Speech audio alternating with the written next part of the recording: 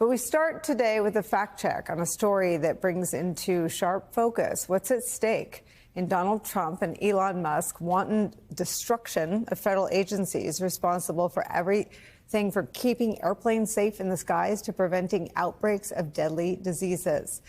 Take a trip back in time with us. Remember this?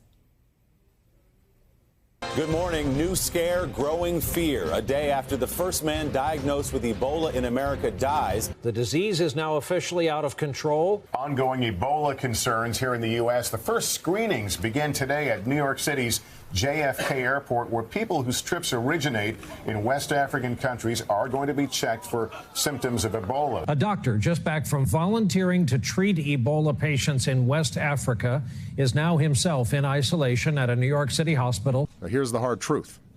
In West Africa, Ebola is now an epidemic of the likes that we have not seen before. It's spiraling out of control. It is getting worse. It's spreading faster and exponentially. So this is an epidemic that is not just a threat to regional security, it's a potential threat to global security. So all that happened in the year 2014, and we play it for you today because many of the people who were on the front lines and should be on the front lines today fighting and preventing an Ebola outbreak and preventing it from reaching our shores and spreading in America are reportedly not there anymore. That's despite assurances from Elon Musk that they would be. Here's what he had to say at yesterday's cabinet meeting. We will make mistakes. We won't be perfect. But when we make a mistake, we'll fix it very quickly. So, for example, with USAID, one of the things we accidentally canceled very briefly was Ebola, Ebola prevention. I think we all want Ebola prevention. So we restored the Ebola prevention immediately, and there was no interruption. There was no interruption. Washington Post today fact-checking those comments with this, quote, current and former USAID officials said that Musk was wrong. USAID's Ebola prevention efforts have been largely halted since Elon Musk and his Doge allies moved last month to gut the Global Assistance Agency and freeze its outgoing payments, they said. The teams and contractors that would be deployed to fight an Ebola outbreak have been dismantled. While the Trump administration issued a waiver to allow USAID to respond to an Ebola outbreak in Uganda last month, partner organizations were not promptly paid for their work, and USAID's own efforts were sharply curtailed compared to past efforts to fight Ebola outbreaks. A former Biden-era USAID official tells the Post that, quote, her former USAID team of 60 people working on disease response had been cut to about 6 staffers as earlier this week. She added that the infrastructure left in place after Elon Musk's slash and burn approach to USAID is now, quote, a tenth of what it was. And there are emergencies unfolding around the world as we speak.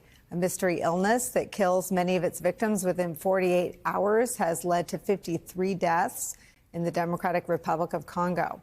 It's why some of the very same people who helped manage the Ebola outbreak in 2014 are blasting Elon Musk today and sounding the alarm.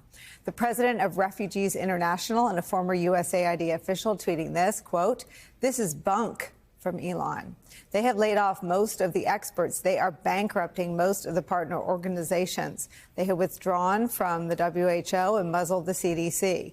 What's left is a fig leaf effort to cover their asses politically. Elon's vendetta against USAID and the federal workforce is shredding all of the systems that the U.S. government has built up to protect the U.S. homeland against global outbreak risks. Scrambling to recall a few staff and issue some belated funding is just window dressing. That window dressing is where we start today with Dr. Craig Spencer. He is a globally recognized emergency room doctor and Brown University School of Public Health associate professor. He is also the New York City emergency room doctor who survived Ebola in 2015 after treating Ebola patients in Guinea with Doctors Without Borders.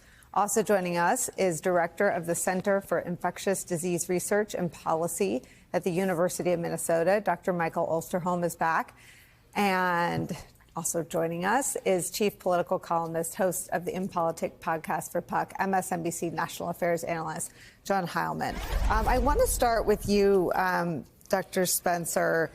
Just to remind people, I mean, I think I'm old enough to have lived through the scares of actual Ebola and to have been shaped and haunted by the movie depiction outbreak of what a mass spread of Ebola would be like. But for folks who don't remember, will you just tell us a little bit about the disease?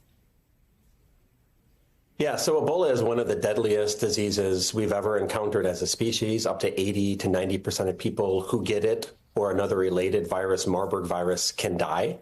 We have made great strides in the past 10 years, largely because of U.S. support and funding for things like Ebola vaccines and treatments.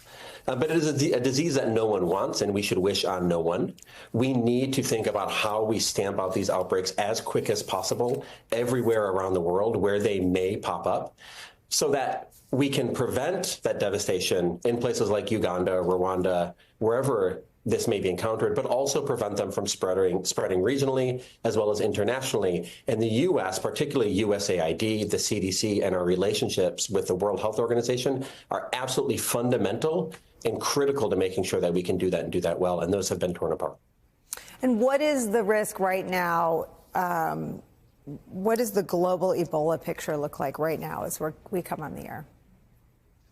Well, just about a month ago, Uganda reported an Ebola outbreak. The people that normally would get on a plane within hours did not. Our experts, the best in the world, were not on those planes, I know, because I spoke with them. USAID would be helping leverage transportation and finances and setting up entry and exit screening at the airport in Uganda, in Entebbe. They did not do that. Do you know who stepped in? Another organization that's in the crosshairs of the Trump administration, the World Health Organization. We need to be grateful that they stepped up, but are they going to be able to continue doing this as we pull back funding from them and we make it so that our CDC staff aren't even able to talk to World Health Organization staff, which currently exists? Dr. Osterholm, when you are trying with this new administration, as someone trying to cover them, to understand if they know how bad something is, they very rarely will backpedal. And that's what Elon Musk, clad in his black baseball cap, did yesterday on the specific and narrow issue of Ebola. How bad is it? It's so bad. With the cameras rolling, Elon Musk backpedaled on Ebola. It feels like a tip of the iceberg story that underneath a backpedal on Ebola is a whole lot of other protections for the American people that have been erased with sort of the slashing of line item after line item. Will you talk about the current public health risks? Well, first of all, I think we have to appreciate the fact that public health in this country and for much of the world is in chaos. What we're watching happen is a machete being taken to the system without any real understanding of what they're cutting, how or why, or for that matter, who they're cutting. When we think about what we need from a public health standpoint, it's surely based on the issue of equipment, vaccines, and so forth. But at the heart of any response is the individual, the professionals.